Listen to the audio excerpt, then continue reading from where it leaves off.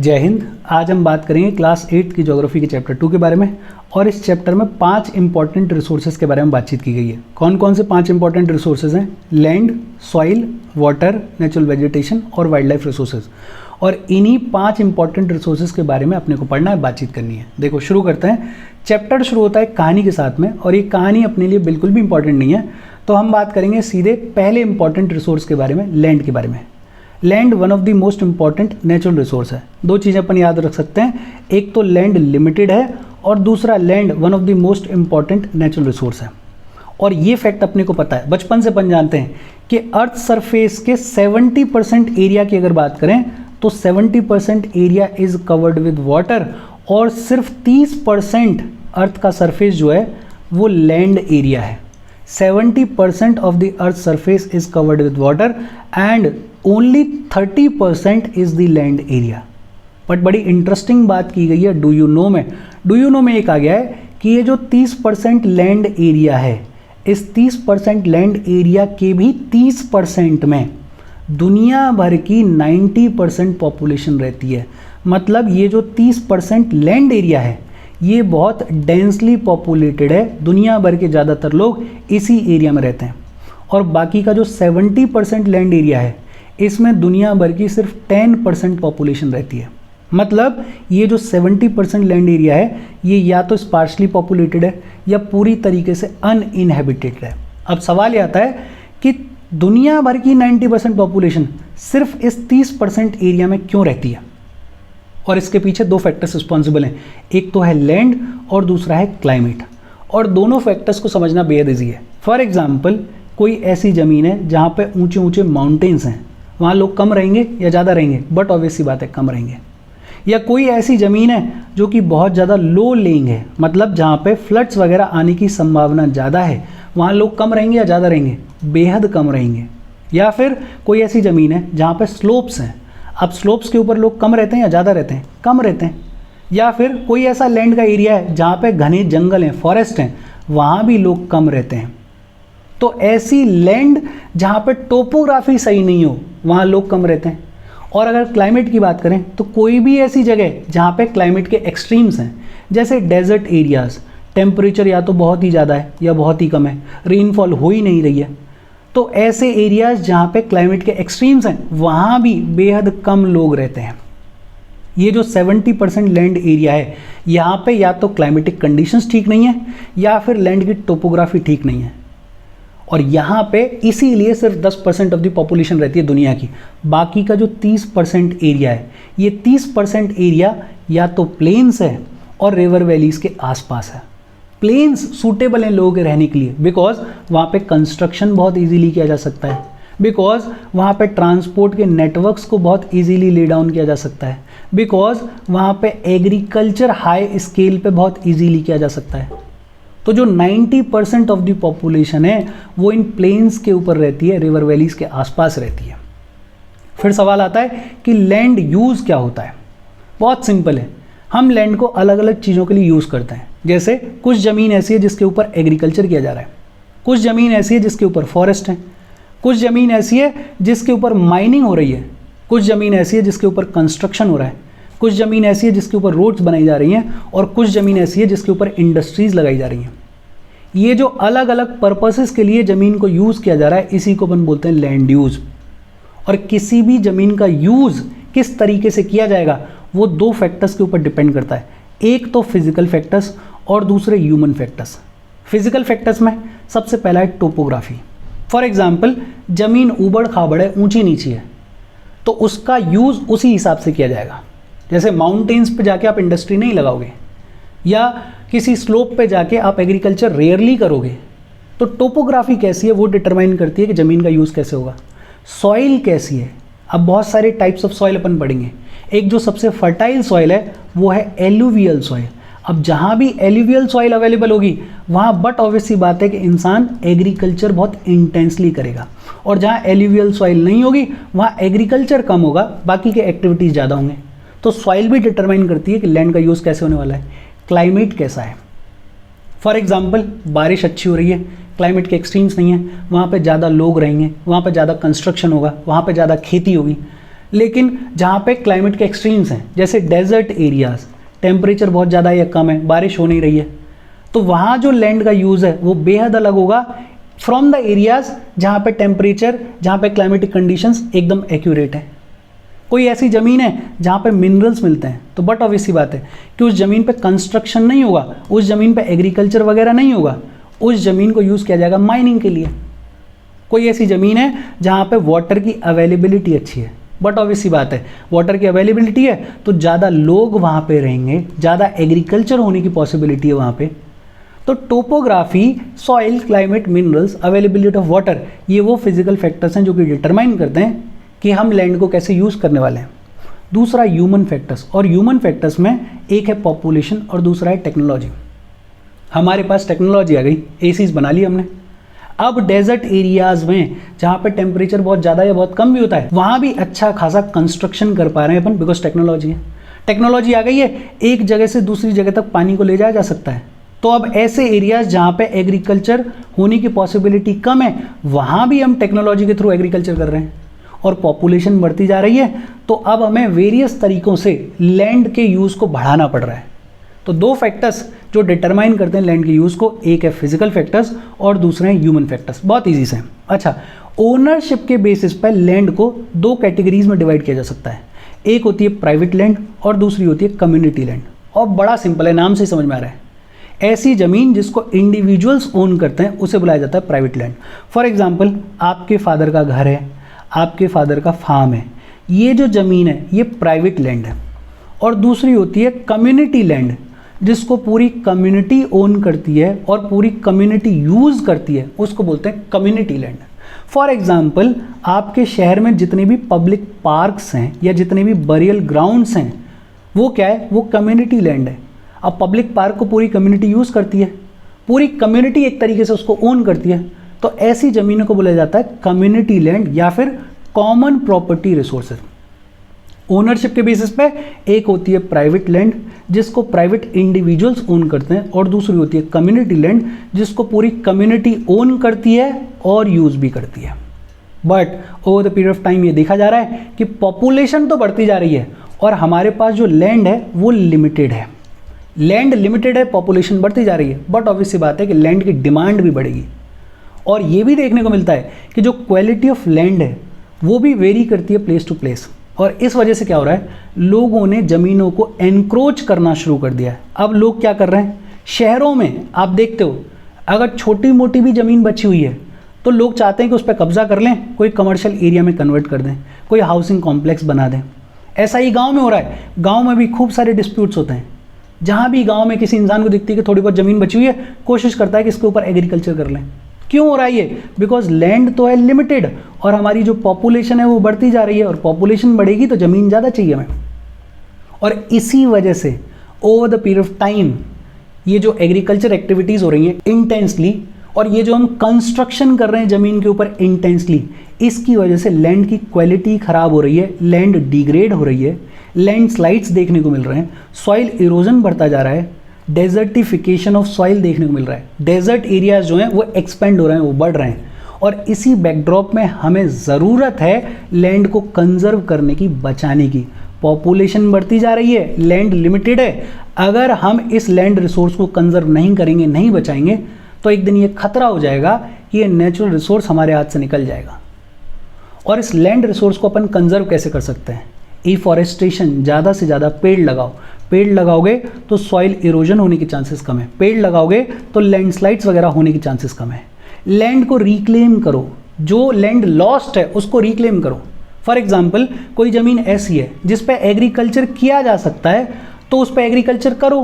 कोई ऐसी ज़मीन है जिस पे एग्रीकल्चर नहीं किया जा सकता तो उस पर कंस्ट्रक्शन करो, उस पर इंडस्ट्रीज़ लगाओ। जो ज़मीन जिस चीज़ के लिए सूटेबल है उसके काम में लो। जैसे शहरों में ज़मीन खाली पड़ी है तो वहाँ पे कचरे के ढेर लगे हुए हैं, वो कोई अच्छा यूज़ नहीं है लैंड का। तो एक तो हमें एफॉरेस्टेशन करने की ज़रूरत है, लैंड को रिक्लेम करने की ज़रूरत है। We need to regulate the use of chemical pesticides and fertilisers. हमारे यहाँ का जो किसान है वो उतना पढ़ा लिखा नहीं है, उसको बस इतना समझ में आता है कि मुझे तो ज़्यादा से ज़्यादा पैदावार चाहिए, और उस पैदावार को बढ़ाने के लिए केमिकल पेस्टिसाइड्स यूज़ किए जा रहे हैं, फर्टिलाइजर्स यूज़ किए जा रहे हैं। और अनलिमिटेड यूज़ किए जा रहे हैं और इसकी वजह से हमारी जो लैंड की क्वालिटी है वो ख़राब होती जा रही है। तो हमें इसको भी रेगुलेट करने की ज़रूरत है, ओवर ग्रेजिंग को चेक करने की ज़रूरत है। और ये ओवर ग्रेजिंग हो क्यों रही है? बिकॉज हमारे पास इनफ ग्रेजिंग ग्राउंड्स नहीं है। हमारे जो जानवर हैं, जो कैटल है, वो बेचारी भूखी घूमती रहती है। शहरों में आप देखते होगे गाय हैं, ये पॉलीथीन खा रही हैं। क्यों? क्योंकि हमारे यहाँ पे ग्रेजिंग ग्राउंड्स नहीं है और इसकी वजह से ओवर ग्रेजिंग की समस्या देखने को मिलती है। तो हमें ओवर ग्रेजिंग को भी चेक करने की ज़रूरत है। एफॉरेस्टेशन करें, हम लैंड को रिक्लेम करें, हम केमिकल पेस्टिसाइड और फर्टिलाइजर्स के यूज़ को रेगुलेट करें और ओवर ग्रेजिंग के लिए भी ग्रेजिंग ग्राउंड्स बनाएं सॉल्यूशन के तौर पे, तो हम लैंड को कंजर्व कर सकते हैं। लैंड रिसोर्स की इतनी ही बातचीत है। फिर बात आती है सॉइल के बारे में। सॉइल क्या होती है? ये जो हमारी लैंड है, इसके ऊपर जो थिन लेयर होती है ग्रेनी सब्सटेंस की, लैंड के ऊपर जो पतली सी लेयर होती है ग्रेनी सब्सटेंस की, उसको अपन बोलते हैं क्या? Soil. The thin layer of granny substance covering the surface of the earth is called soil. और ये जो सॉइल है ये बड़ा क्लोजली लिंक्ड है लैंड से, ये अपने को समझ में आता है। लैंडफॉर्म डिटरमाइन करता है कि किस टाइप की सॉइल होने वाली है। भाई नीचे जो पत्थर होगा, उसी पत्थर के टूटने के बाद सॉइल बन रही है, तो ये पत्थर की जो भी कैरेक्टरिस्टिक्स होंगी, ऊपर बनने वाली सॉइल की भी ज़्यादातर कैरेक्टरिस्टिक्स वही होंगी। तो लैंडफॉर्म डिटरमाइन करता है कि सॉइल का टाइप कैसे होने वाला है। सॉइल बनी हुई होती है ऑर्गेनिक मैटर से, मिनरल से और वेदर्ड रॉक से। वेदरिंग होपफुली आपको समझ में आता होगा, हालांकि ग्लॉसरी में दे रखा है। वेदरिंग क्या होता है? The breaking up and decay of the exposed rocks by temperature changes, frost action, plants, animals and human activity. बहुत सिंपल मतलब क्या है, मान लेते हैं कि ये कोई रॉक है, अब कई सौ सालों से ये टेम्परेचर चेंजेस विटनेस कर रहा है, इसके ऊपर फ्रॉस्ट का एक्शन देखने को मिल रहा है, इस पे कभी पेड़ हैं कभी पेड़ नहीं है, इस पे कोई जानवर आ रहा है चल के जा रहा है, कोई जानवर है जो कि यहाँ पे रह रहा है, कुछ ह्यूमन एक्टिविटीज़ भी हैं, कुछ माइक्रो ऑर्गेनिजम्स की भी एक्टिविटीज़ हैं, और over the period of time ये जो रॉक है ये टूटना शुरू कर देता है छोटे छोटे पार्टिकल्स में, और इवेंचुअली इतने छोटे पार्टिकल्स में टूट जाता है कि बन जाता है सॉइल। ये जो इस रॉक का टूटना है छोटे छोटे पार्टिकल्स में, इसी को अपन बोलते हैं वेदरिंग। और ये जो सॉइल है, ये जो सॉइल बन रही है इस रॉक की वजह से, ज़्यादातर इस सॉइल की प्रॉपर्टीज़ क्या होंगी? जो इस रॉक की प्रॉपर्टीज़ थी वही इस सॉइल की प्रॉपर्टीज़ होंगी। लेकिन सॉइल में ऑर्गेनिक मैटर भी होगा। भाई इस रॉक के ऊपर कभी पेड़ भी तो लगे थे, उसकी पत्तियां भी तो गिरी थी। इस रॉक के ऊपर हो सकता है कोई जानवर भी मर गया हो कभी और वो भी डिकम्पोज हो गया हो, तो ऑर्गेनिक मैटर भी मिलता है सॉइल में, मिनरल्स भी देखने को मिलते हैं सॉइल में, और वेदर्ड रॉक से तो बनती है सॉइल। ये जो रॉक्स का टूटना है इसको अपन क्या बोलते हैं? वेदरिंग। किसी भी सॉइल में अगर मिनरल्स का और ऑर्गेनिक मैटर का राइट कंपोजिशन हो, राइट मिक्स हो, तो वो सॉइल कैसी होती है? वो सॉइल होती है फर्टाइल सॉइल। बड़ी सिंपल सी बातचीत है। अच्छा, लैंडस्लाइड्स क्या होते हैं इसके बारे में अभी अपन बातचीत कर रहे हैं, थोड़ी देर रुको। अच्छा, सॉइल फॉर्मेशन के फैक्टर्स क्या हैं? उससे पहले सॉइल प्रोफाइल देख लेते हैं। देखो, ये जो वर्टिकल क्रॉस सेक्शन है, इसमें सॉइल कैसे डिवाइडेड होती है उसको अपन बोल देते हैं सॉइल प्रोफाइल।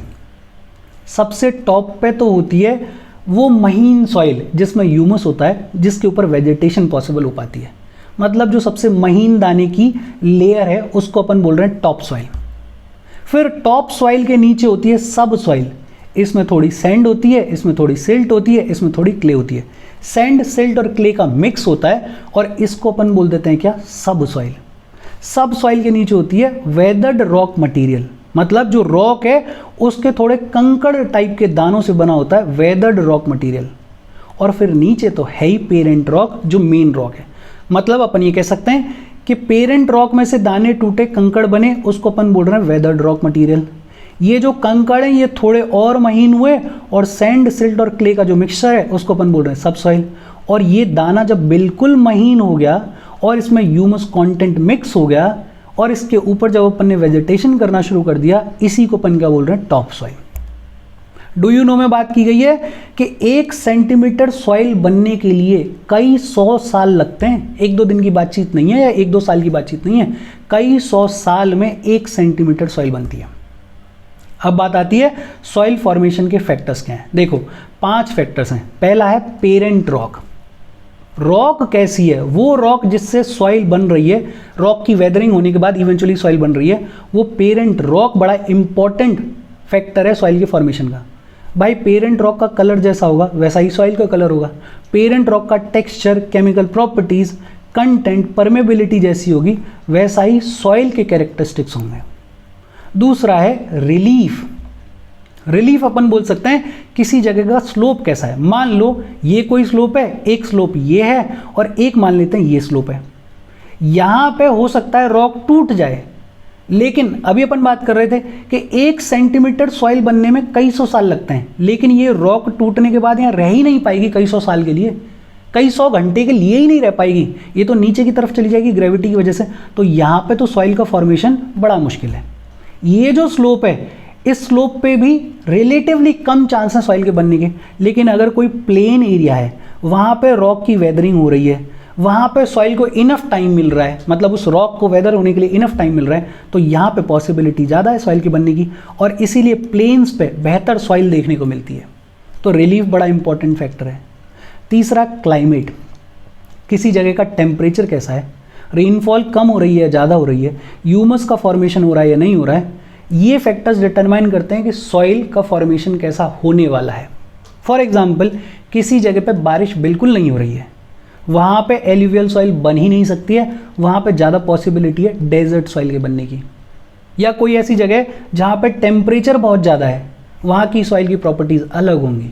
कोई ऐसी जगह जहाँ पे पेड़ पौधे खूब उगते हैं, अब पेड़ पौधे उगते हैं तो वहाँ पे पत्तियाँ भी खूब गिरेंगी, तो उस सॉइल में ह्यूमस कंटेंट भी ज़्यादा मिलेगा। पहला फैक्टर पेरेंट रॉक, दूसरा रिलीफ, तीसरा क्लाइमेट, चौथा है flora and fauna and micro organisms. ये जो माइक्रो ऑर्गेनिजम्स हैं, ये जो फ्लोरा है, फौना है, ये भी ह्यूमस के फॉर्मेशन के रेट को इफेक्ट करता है और इवेंचुअली सॉइल की प्रॉपर्टीज़ को इफेक्ट करता है। इसका बहुत एक्यूरेट तो नहीं, लेकिन बहुत इजी सा एग्जांपल समझाने के लिए मैं दे रहा हूँ। आपने देखा होगा चींटियाँ जो हैं वो मिट्टी का ढेर लगाती हैं, उस मिट्टी को तोड़ती हैं। ऐसे ही बहुत सारे माइक्रो ऑर्गेनिजम्स हैं जो कि over the period of time flora and fauna को डिकम्पोज करते हैं सॉइल में। ये जो पत्तियाँ हैं, ये जो जानवर मर रहे हैं, ये डिकम्पोज होते हैं और इन्हीं से ह्यूमस बनता है, और इसमें बड़ा इंपॉर्टेंट रोल है माइक्रो ऑर्गेनिजम्स का। ये जो माइक्रो ऑर्गेनिजम्स हैं, ये सॉइल की वेदरिंग में भी, रॉक की वेदरिंग में भी बड़ा इंपॉर्टेंट रोल प्ले करते हैं। और पांचवा इंपॉर्टेंट फैक्टर है टाइम। किसी भी सॉइल को बनने के लिए, 1 सेंटीमीटर सॉइल बनने के लिए कई सौ साल लगते हैं, अभी अपन ने पढ़ा। तो 2 दिन में तो बनेगी नहीं, 2 साल में तो बनेगी नहीं, टाइम चाहिए। अगर टाइम ज़्यादा मिला होगा तो सॉइल बनने के चांसेस ज़्यादा हैं। सॉइल फॉर्मेशन के फैक्टर्स क्या हैं? पहला है पेरेंट रॉक, दूसरा है क्लाइमेट, तीसरा है रिलीफ, चौथा है flora and fauna and micro organisms, और पांचवा है टाइम। बड़ी सिंपल सी बातचीत है। फिर बात आती है कि ये जो सॉइल है, अपने को ये तो समझ में आ रहा है कि वेरी इंपॉर्टेंट है, इस सॉइल को कंजर्व करने की ज़रूरत है। Over the period of time क्या हो रहा है? सॉइल इरोजन देखने को मिल रहा है, सॉइल डिप्लीशन देखने को मिल रहा है, सॉइल की जो क्वालिटी है वो डिग्रेड होती जा रही है। क्यों डिग्रेड हो रही है? बिकॉज एक तो हम डिफॉरेस्टेशन कर रहे हैं, भाई पेड़ काटे जाएंगे, सॉइल इरोजन के चांसेस ज़्यादा हैं, सॉइल डिप्लीशन के चांसेस ज़्यादा हैं। ओवर ग्रेजिंग की वजह से जो सॉइल इरोजन है वो बढ़ता है।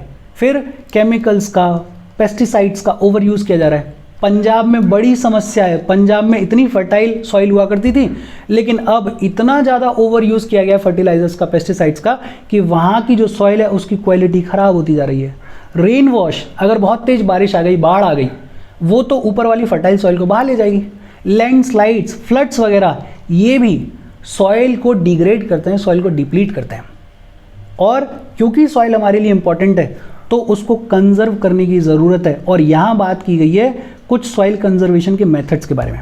लेकिन उससे पहले इंडिया में बहुत सारे सॉइल्स मिलते हैं, जैसे alluvial soil, black soil, red soil, laterite soil, desertic soil, mountain soil. इन सारे सॉइल्स के प्रॉपर्टीज़ के बारे में अपन बातचीत करेंगे जैसे जैसे अपन आगे बढ़ेंगे। फिलहाल के लिए नाम याद रख लो, रजिस्टर कर लो थोड़ा थोड़ा कि सॉइल्स के एल्यूवियल सॉइल है, ब्लैक सॉइल है, रेड सॉइल है, लेटराइट सॉइल है, डेजर्टिक सॉइल है, माउंटेन सॉइल है। अच्छा, अब एक एक करके देख लेते हैं सॉइल कंजर्वेशन के मेथड्स क्या हैं, और ये मेथड्स इंपॉर्टेंट हैं, पूछे जाते हैं एग्जाम्स में। पहला है मल्चिंग।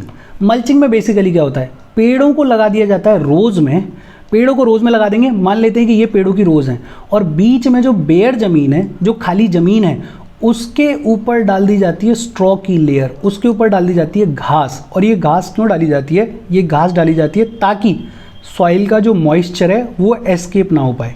मतलब सूरज की रोशनी आएगी, गर्मी आएगी। अगर ज़मीन एकदम खाली होगी तो जितना भी ज़मीन के अंदर मॉइस्चर होगा वो सूरज की हीट की वजह से एस्केप कर जाएगा, इवेपोरेट कर जाएगा। बट हमने ज़मीन के ऊपर डाल दिया है क्या, स्ट्रॉ की लेयर, घास डाल दी है, तो अब सन की डायरेक्ट रेज जो हैं वो ज़मीन के ऊपर नहीं पड़ रही हैं और उसकी वजह से जो मॉइस्चर है वो एस्केप नहीं कर पाता। ये जो खाली ज़मीन है इसमें टेम्परेचर का जो फ्लक्चुएशन है वो भी रिलेटिवली कम देखने को मिलेगा। ये जो खाली ज़मीन है ये अपना सॉइल का मॉइस्चर रिटेन कर पाएगी और ये जो मॉइस्चर है इस मॉइस्चर को ये पास में जो पेड़ की रोज़ लगी हैं उसकी रूट्स यूज़ करेंगी अपनी ग्रोथ के लिए। और दूसरा, ये जो पेड़ की रूट्स हैं इनको भी टेम्परेचर के कम फ्लक्चुएशंस देखने को मिलेंगे बिकॉज सनलाइट जो है वो डायरेक्टली ज़मीन के ऊपर नहीं पड़ रही है। मल्चिंग का इमेज अपने पास में होगा, देखो, हाँ ये रहा ना, ये होता है, ये देखो, ये है प्लांट की रोज़ और इन रोज़ के बीच में अपन ने डाली हुई है स्ट्रॉ, अपन ने डाली हुई है घास। क्यों डाली हुई है? ताकि सन की जो हीट है वो डायरेक्टली ज़मीन के ऊपर ना पड़े और ना पड़ने से क्या होता है, जो मॉइस्चर होता है वो एस्केप नहीं कर पाता। और वही लिखा हुआ है मल्चिंग में, the bare ground between plants is covered with layer of organic matter like straw, it helps to retain moisture. दूसरा है कॉन्टोर बैरियर्स। कॉन्टोर बैरियर्स क्या होता है बेसिकली, देखो ये भी डायग्राम से देख लेते हैं। होता क्या है, मान लेते हैं कि ये कोई स्लोप है, इस स्लोप पे अपन क्या कर रहे हैं, ये कोई स्लोप है, इस स्लोप के अपन क्या कर रहे हैं कि अपन ने ट्रेंचेस बना दिए हैं, मतलब कुछ वी शेप के गड्ढे बना दिए हैं। और ये जो वी शेप के गड्ढे हैं इनके इर्द गिर्द हमने लगा दिए हैं स्टोन्स।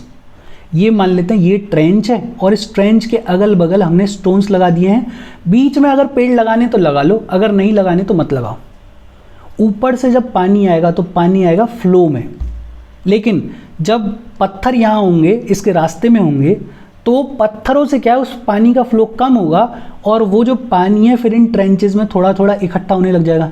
लेकिन सारा तो इकट्ठा हो नहीं पाएगा, कुछ फिर भी एस्केप करके निकल जाएगा। फिर आगे एक और ट्रेंच बनी हुई है, फिर आगे एक और ट्रेंच बनी हुई है, तो मतलब कुछ जो पानी है वो इन ट्रेंचेस में भर जाएगा और जो पानी का फ्लो है वो कुछ टूटेगा।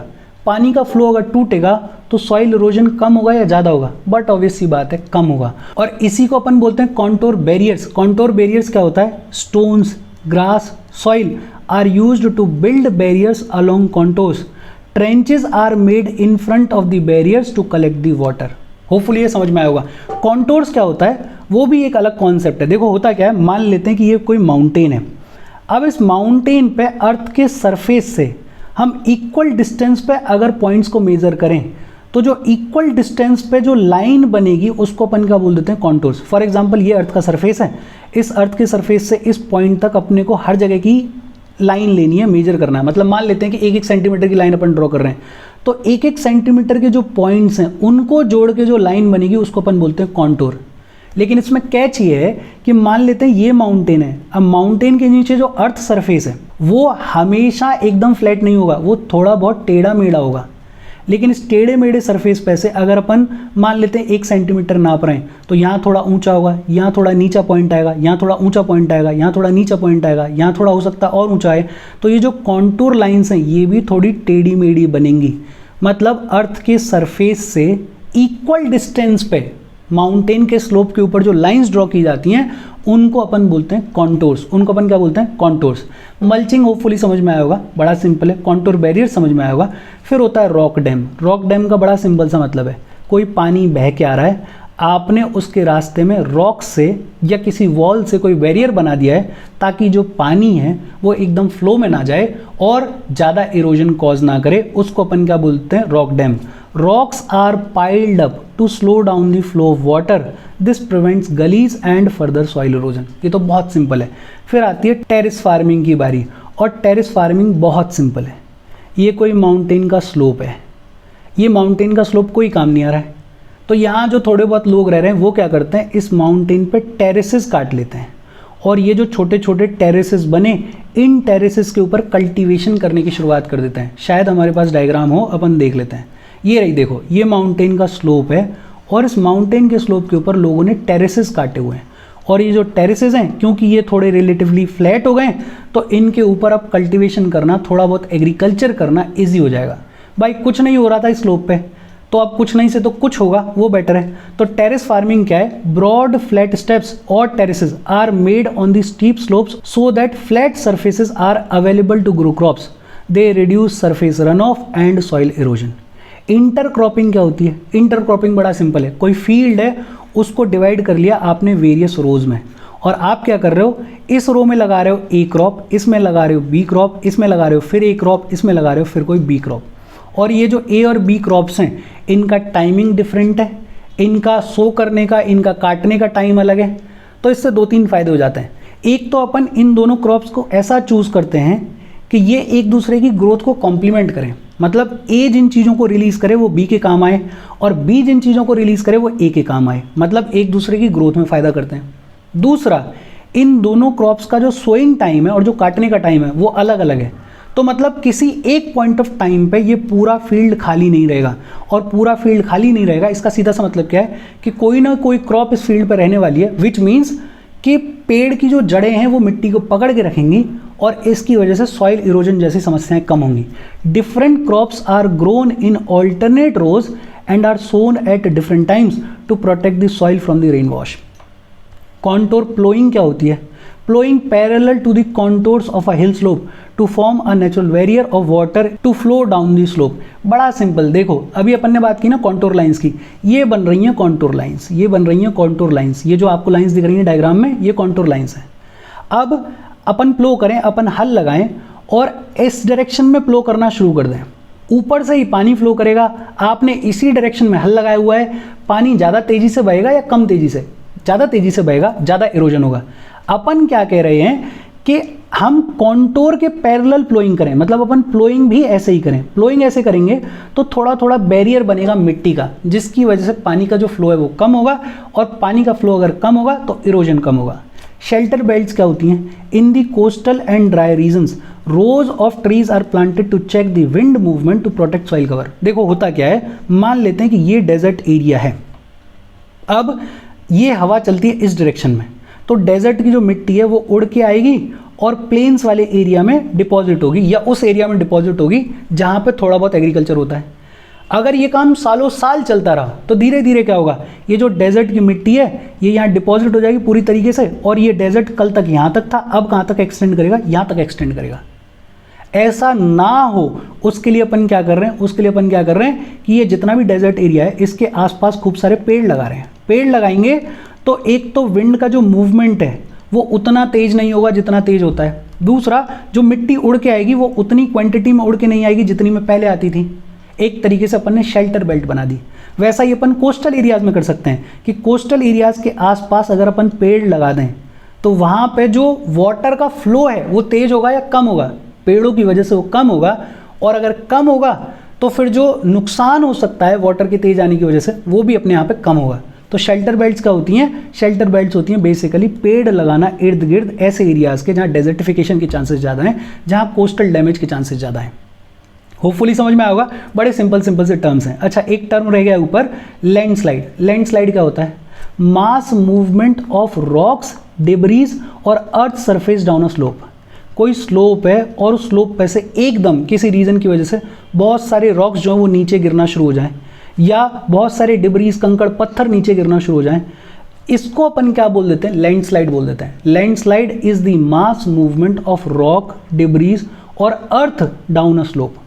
अब ये जो मास मूवमेंट है ये अपने आप से तो होगा नहीं, कुछ ना कुछ रीजन होगा, या तो कोई अर्थक्वेक आया, मतलब अंदर जमीन में कुछ मूवमेंट हुआ, उसकी वजह से ये जो ऊपर बाहर रॉक्स हैं ये एकदम से नीचे गिरना शुरू हुए, या फिर कोई फ्लड वगैरह आई है, बहुत तेज पानी का फ्लो आया है, या फिर कोई वॉल्केनो वगैरह आया है, उसकी वजह से एकदम से ये जो सडन मूवमेंट है उसकी वजह से यहाँ जो रॉक्स रखे हुए हैं, ग्रेविटी तो मिल ही रही है इनको, थोड़ा बहुत मूवमेंट हुआ उसकी वजह से ये नीचे आने की शुरुआत कर देते हैं और बहुत फोर्स के साथ में नीचे आते हैं। इसी को अपन क्या बोलते हैं? लैंडस्लाइड बोलते हैं। और ये जो लैंडस्लाइड है ये बेहद डिजास्ट्रस होती है ऐसे एरियाज़ में जहाँ पे पॉपुलेशन रह रही होती है, जहाँ पे लोग रह रहे होते हैं। और ये लैंडस्लाइड कहाँ होगी? हिली टेरेन्स में ही होगी। और इन लैंडस्लाइड्स की वजह से लाइफ प्रॉपर्टी को खूब सारा नुकसान होता है। लैंडस्लाइड्स को अपन पूरी तरीके से प्रिवेंट नहीं कर सकते हैं, लेकिन इसके इम्पैक्ट को मिटिगेट करने के लिए, कम करने के लिए कुछ स्टेप्स ले सकते हैं। जैसे जितने भी हजार्ड प्रोन एरियाज़ हैं, ऐसे एरियाज़ जहाँ पे लैंडस्लाइड्स के आने के चांसेस ज़्यादा हैं, उनको अगर अपन मैप कर लें, लोकेट कर लें, और लोकेट करने के बाद ध्यान दें कि वहाँ पे ज़्यादा लोग ना रहें, वहाँ पे सेटलमेंट्स ना किए जाएं, वहाँ पे बिल्डिंग्स ना बनाई जाएं, ताकि कल को अगर लैंडस्लाइड आ भी जाए तो जान माल की हानि ना हो। ऐसे जितने भी लैंडस्लाइड प्रोन एरियाज हैं वहाँ पे अपन रिटेंशन वॉल बना सकते हैं। भाई कोई आर्टिफिशियल वॉल बना दो ताकि जो रॉक्स एकदम से नीचे आएँ उनके फ्लो में थोड़ा तो कोई ऑब्स्ट्रक्शन का, थोड़ा तो कोई बैरियर का काम करे। वेजिटेशन इंक्रीज करना सबसे बढ़िया तरीका है। एफॉरेस्टेशन करो, पेड़ लगाओ। जितने ज़्यादा आप पेड़ लगाओगे उतना ज़्यादा फायदा होगा, बिकॉज पेड़ की जो जड़ है वो मिट्टी को पकड़ के रखती है, मिट्टी इतना इजीली फ्लो करके नीचे नहीं आएगी। फिर हम ड्रेनेज कंट्रोल पे भी काम कर सकते हैं। मान लो ये कोई स्लोप है, पानी सारा नीचे आता है इस तरीके से, अपन क्या कर सकते हैं, इस पानी को थोड़ा बहुत इधर उधर डाइवर्ट भी कर सकते हैं। ऐसे एरियाज में डाइवर्ट कर सकते हैं जहां लैंडस्लाइड का इम्पैक्ट कम होगा, जहां लैंडस्लाइड होने के चांसेस कम है। तो थोड़ा बहुत अपन ड्रेनेज कंट्रोल वर्क भी कर सकते हैं। हजार्ड मैपिंग कर सकते हैं डिजास्टर प्रोन एरियाज की, रिटेंशन वॉल्स बना सकते हैं, एफॉरेस्टेशन लगा के थोड़ा कुछ अच्छा कर सकते हैं, और ड्रेनेज कंट्रोल वर्क में भी अपन पार्टिसिपेट कर सकते हैं। लगभग 30 मिनट का सा लेक्चर हो गया होगा, और मुझे लगता है 30 मिनट इनफ है। बाकी अपन आगे की बातचीत आगे करेंगे। बहुत सिंपल लेक्चर था। इसमें एक चीज़ बेहद इंपॉर्टेंट है, एक तो ये factors of soil formation important है, पूछे जाते हैं, आगे तक काम आएंगे। और दूसरा ये जो मेथड्स ऑफ सॉइल कंजर्वेशन है, इन पे भी ध्यान देना, इनको भी ढंग से देखना। और इसके साथ आज की अपनी बातचीत खत्म हो गई। कोई डाउट हो please comment. Thank you very much.